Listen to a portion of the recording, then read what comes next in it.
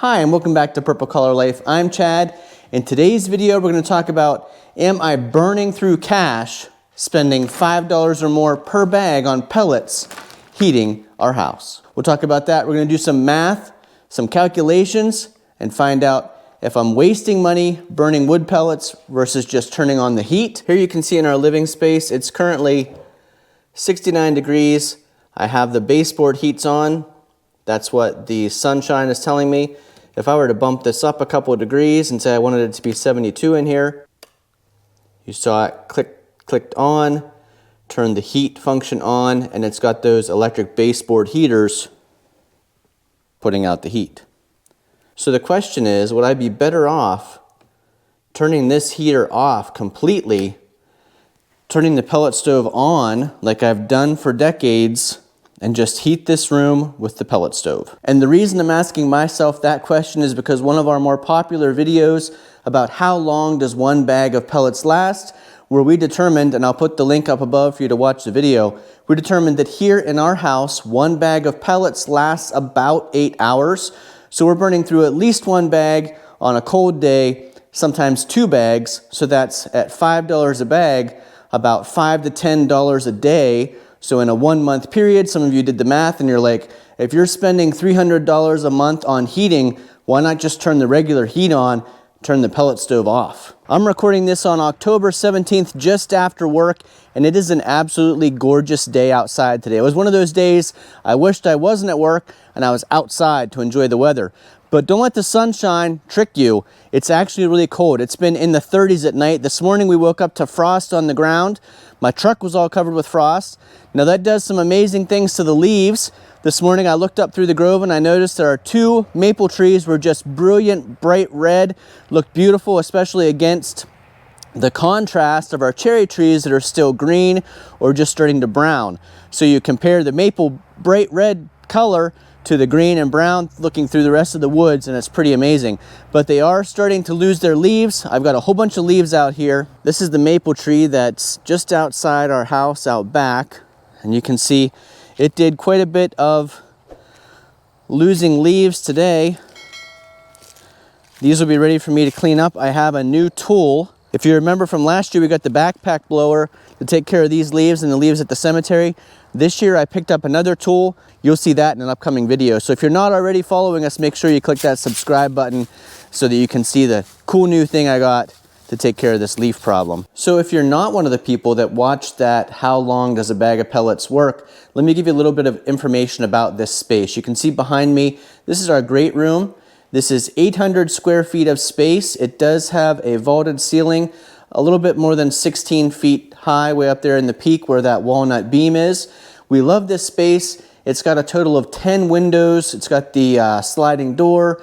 It's 3 exterior walls because the wall behind me, and then a wall that the television's on, and the other side of the room wall. So 3 exterior walls, 10 windows, a door, vaulted ceiling, 800 square foot, but all those other variables that factor into it. This is a difficult space to heat in Northwest Pennsylvania. When we put this addition on the house, we knew that it would be a lot for the wood stove in the basement to heat the original house space, plus this addition above a separate basement.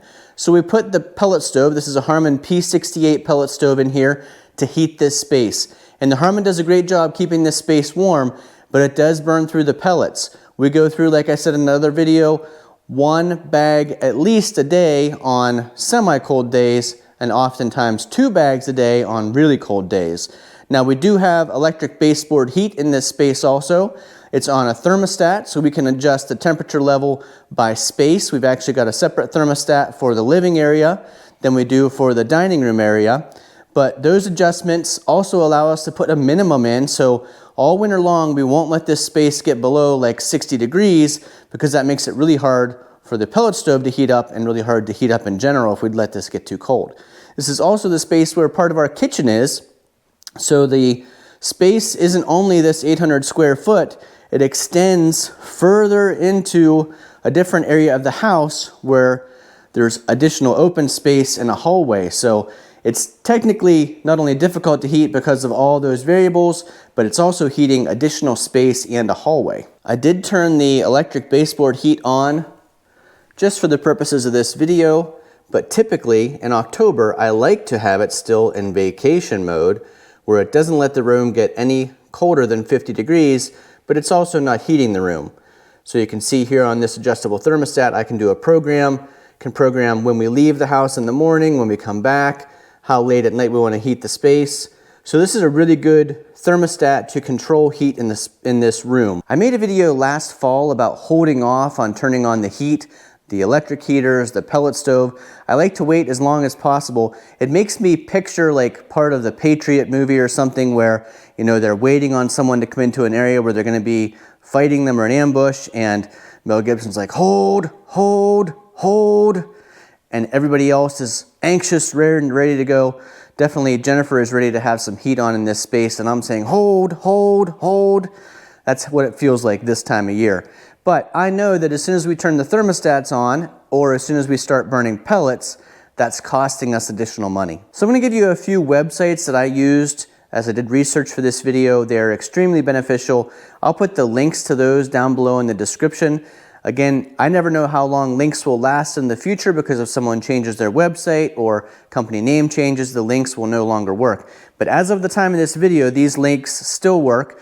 One is called coalpail.com, and on the coalpail.com website, there is a awesome calculator that shows you all the different ways to heat your home, whether it's coal, electric baseboard heat, wood pellets, natural gas. You can put in approximate values or costs, so the cost of electricity versus the cost of a bag of pellet fuel.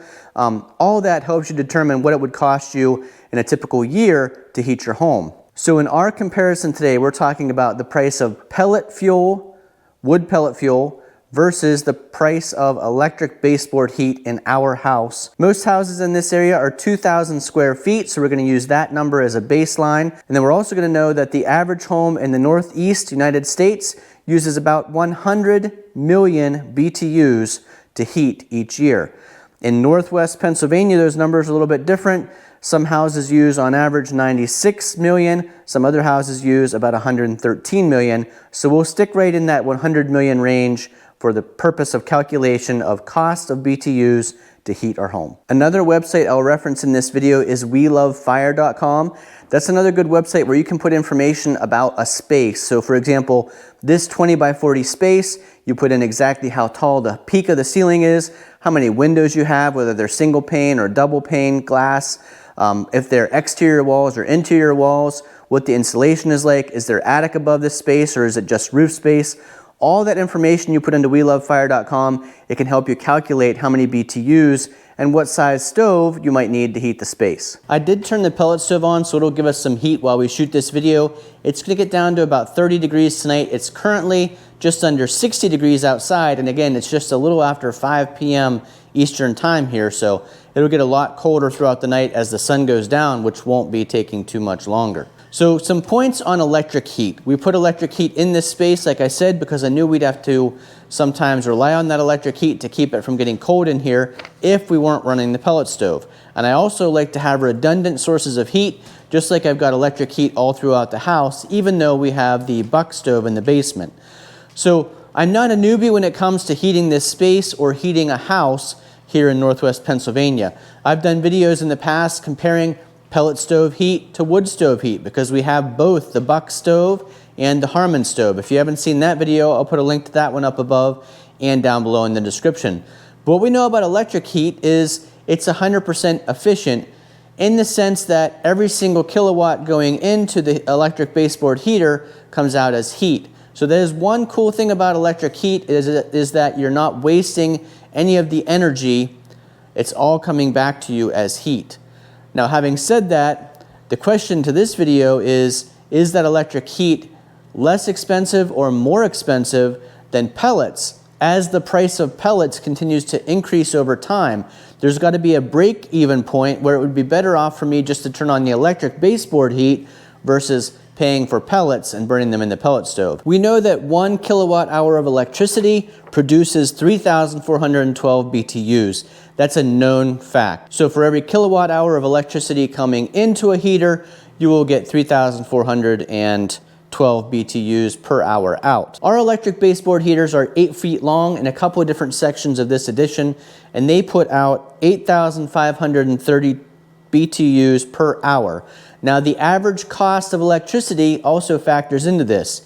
Here, our electricity cost is 13 cents per kilowatt hour.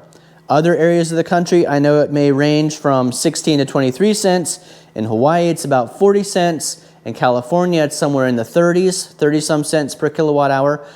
There are areas that are less expensive than Pennsylvania. I know the lowest one I found when I was doing research, there is somewhere that the electricity is about 10 or 11 cents per kilowatt hour. But here, with our electric provider, we're at 13 cents per kilowatt hour.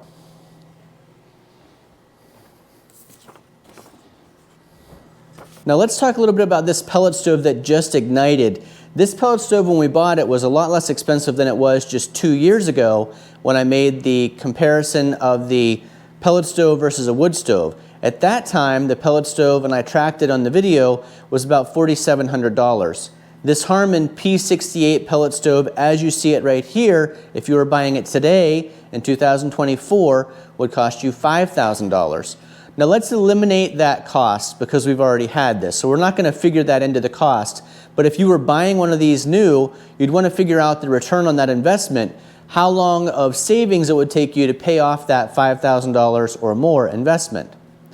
This pellet stove, like I said, Harman P68, is very efficient. I have, according to the website, its efficiency rating is 86%. So that means that the fuel you're putting in, which in our case is hardwood pellets, is about 86% efficient in producing BTUs from the fuel that goes in. Another thing we know about the pellet stove is that right now pellet fuel is about $5 a bag. That's as cheap as I could find it. So if you buy it by the ton, $250 for 50 bags is $5 per bag. If you buy it by the bag, you're probably going to pay $7 or $8 a bag depending on where you're getting it.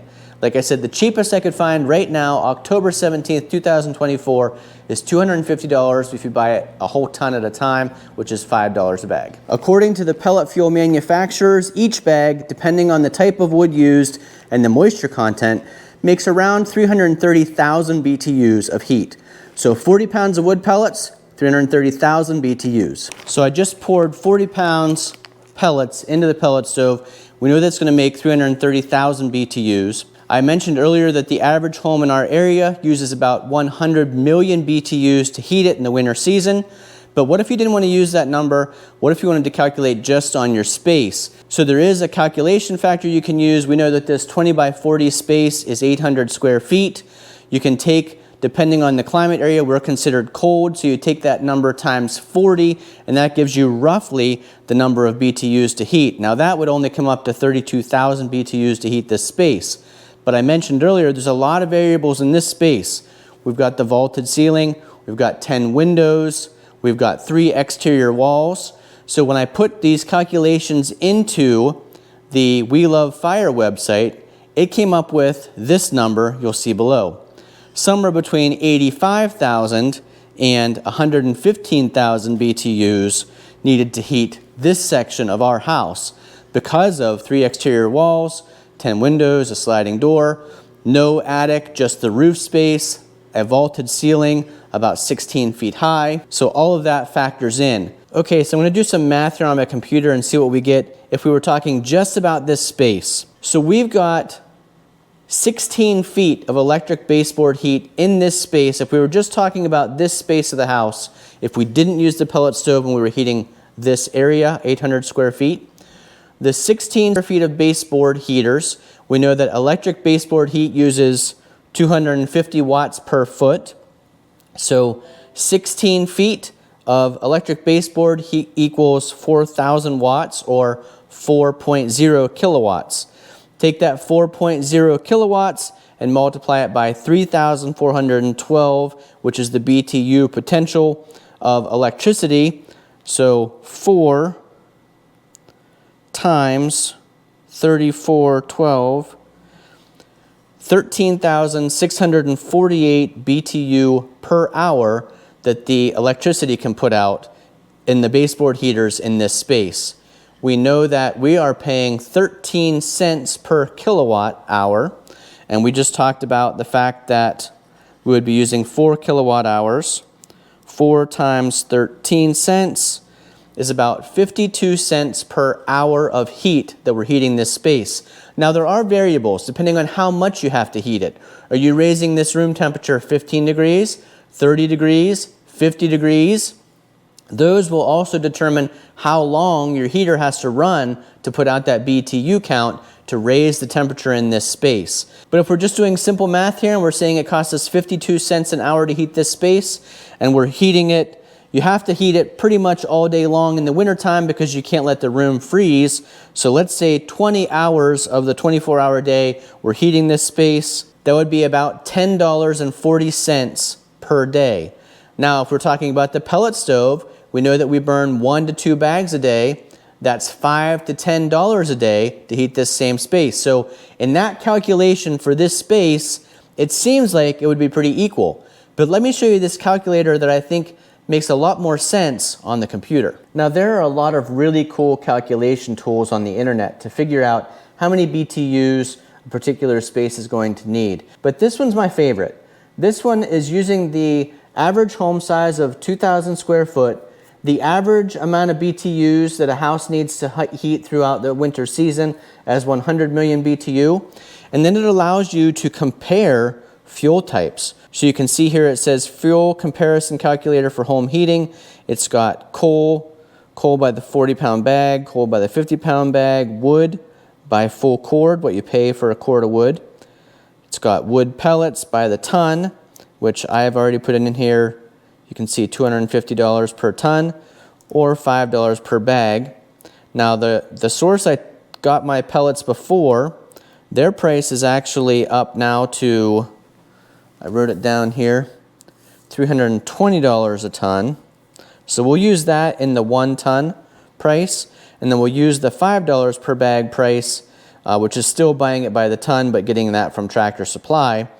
So you can see it says BTUs per unit, 330,000 BTUs per bag. I could change this. If the bag I was looking at was different, I could make it 340,000 BTUs, but the average is 330. You can also look at electric, which is what we're looking at, and we pay 13 cents per kilowatt hour. Electric is 100% efficient. The average pellet stove is 75% efficient. So here we can see our comparison.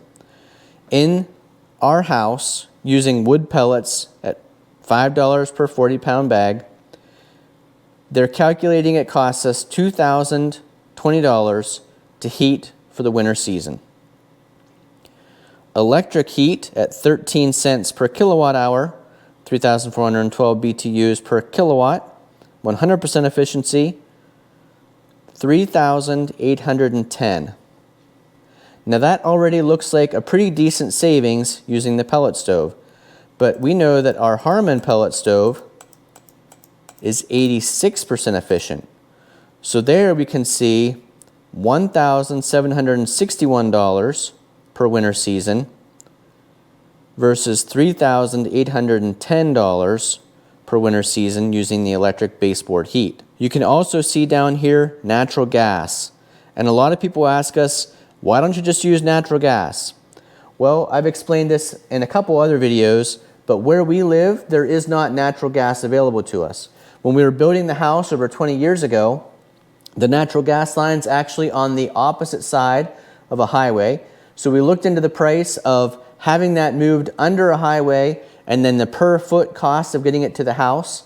We didn't have the money then, and we did the math of how long it would take to make the difference, and it was going to take much longer than we were willing to live with. So what we've lived with instead is an all-electric house with electric baseboard heat. But like I said, we like to use the wood stove in the basement, our buck stove, to heat the majority of the original house, and then the pellet stove to heat this living area, the addition, and that heat kind of filters into the hallway and the other section of the kitchen, but then also some of the heat from the wood stove coming up the steps also heats the hallway and the other section of the kitchen.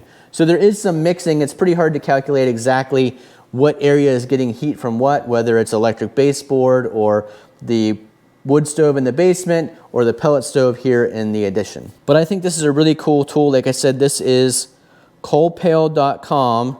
And then once you go to that website and scroll to the bottom, you'll see a button that says Fuel Comparison Calculator Home Heating. If you were heating with corn or butane, again, this is using calculations based on 100 million BTUs needed to heat a home in the wintertime in our area.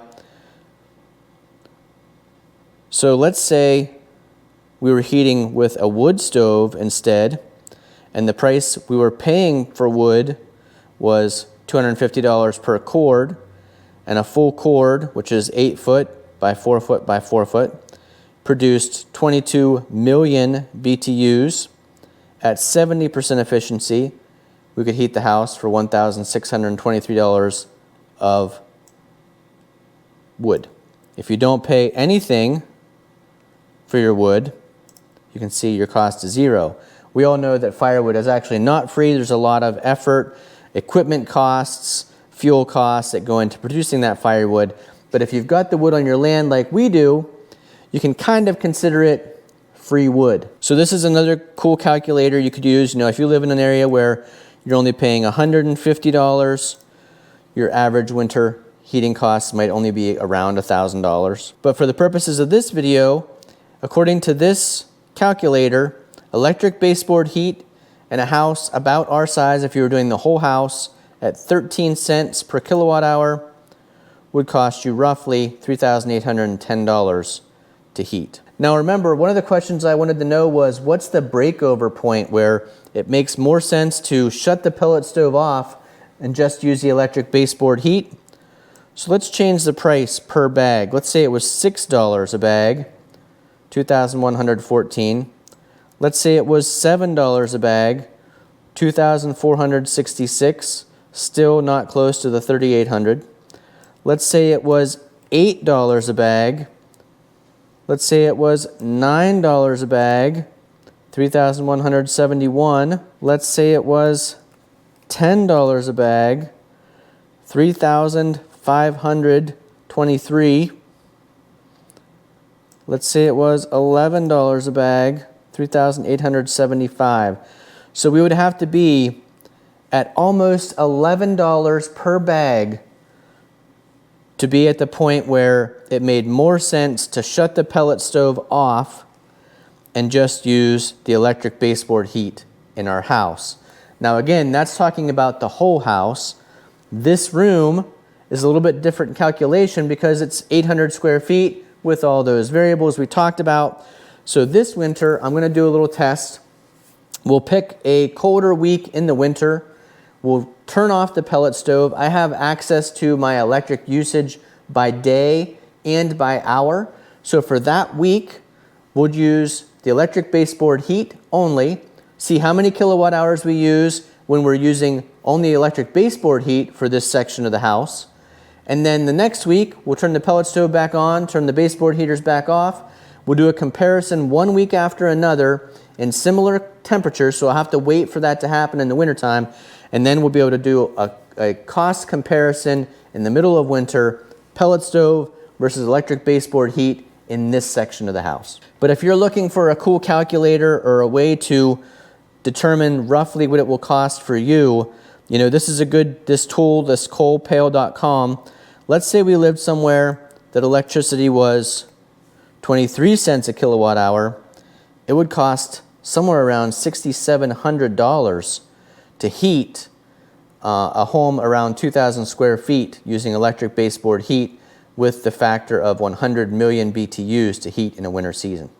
Another thing I learned about the Harman P68 when I was doing my research today, they actually have it listed as 60,700 BTUs per hour it produces, feeding pellets at the maximum rate of 6 to 8 pounds of pellets per hour. So that also can help you calculate a 40-pound bag, feeding it at almost 8 pounds of pellets per hour means that bag should last you 5 hours, putting out the maximum heat of 60,700 BTUs per hour. So there are a lot of things you can use, a lot of math you can use to try to calculate how many BTUs and how much fuel you'll need to heat a particular space. But the thing to remember is it all depends on how much you need to heat it, whether that's 10 degrees to get the room temperature from 60 to 70, 20 degrees to get it from 50 to 70, 40 degrees to get it from 30 to 70, or 70 degrees if it's 0 degrees outside and you are trying to heat the room up using only one heat source. That's a lot of temperature swing you're making in a room using a lot of fuel, whether that fuel is electricity, pellet stove wood, pellet stove pellets, wood in your wood burner, or natural gas. Thanks for watching. If you found this video informative and entertaining, give us a thumbs up. Leave a comment down below how much you typically use in the wintertime, whether it's electric, baseboard heat, or outdoor boiler, or pellet stove, about what you've figured it costs you to heat in your area, in your house, for the wintertime. Now, I made a video not long ago about how much wood we use per winter. That also may be helpful to you if you haven't seen it, if you're planning on heating your home with wood and you live in a house about this size and a climate about the same as where we live. Thanks for watching. Hopefully we'll see you again the next time. So here you can see the moon means the electric baseboard heat is sleeping. It's not on right now. And we raised the temperature in this room up to 76 degrees using the pellet stove for less than an hour. And I actually turned the pellet stove off. And I turned the pellet stove off because even though Olive loves to be too warm, I do not.